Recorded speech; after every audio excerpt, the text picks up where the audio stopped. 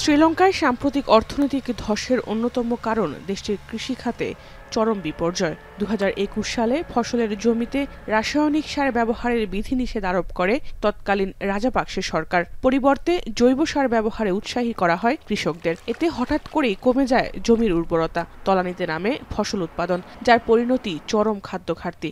আকাশ ছোঁয়া দর হয় খাদ্যপণ্যের। ආබනික පොහොරත් එක්ක ගොවිතැන් කරද්දී අස්වැන්න අඩු වෙනවා. ඒක දැනගත්ත ගොවියා කළු කඩේට ගිහිල්ලා තමයි රුපියල් 45,000ක් වැනි මුදලක් දීලා ගොවියා පොහොර මිටියක් ගන්නවා. মূলত বিপুল পরিমাণ বৈদেশিক ঋণের কারণে সার আমদানি বন্ধ হয়ে যাওয়ায় তৎকালীন সরকারের এই সিদ্ধান্ত। এতে করে শুধু কৃষকরাই বিপদে পড়ে তা নয়, খাদ্যাভাব দেখা দেয় দেশটির 2 কোটি মানুষের। বাধ্য হয়ে প্রতিবেশী ভারতের কাছ থেকে চাল ও গম আমদানি করতে হয়। ২০২২ সালে ভারত সহ অন্যান্য প্রতিবেশী দেশের কাছ থেকে 7,83,000 মেট্রিক টন চাল আমদানি করে শ্রীলঙ্কা।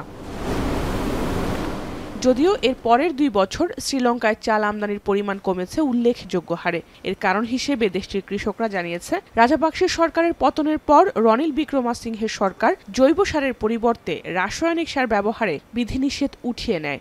Sharp drop of 34%.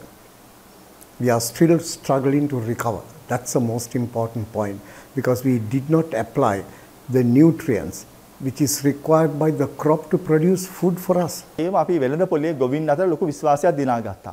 මේක ගහලා බලලා මේක හොඳ නම් අපේ බඩු ගන්න කියලා. ඒ වගේ প্ল্যাটফর্ম එකකට ඇවිල්ලා තමයි අද අපි බඩු විකුණන්නේ. දැන් අපි කන්න එකට শ্রীলঙ্কার কৃষি মন্ত্রণালয়ের তথ্য মতে জৈব সারের পরিবর্তে রাসায়নিক সার ব্যবহারে দেশটিতে ২০২৫ সালের প্রথম 9 মাসে সার আমদানি বেড়েছে ৩৭%। বেড়েছে খাদ্যশস্য উৎপাদনও, ঘুরে দাঁড়িয়েছে লঙ্কান কৃষি খাত। জাহানারা ভুঁইয়া, এখন বিশ্ব।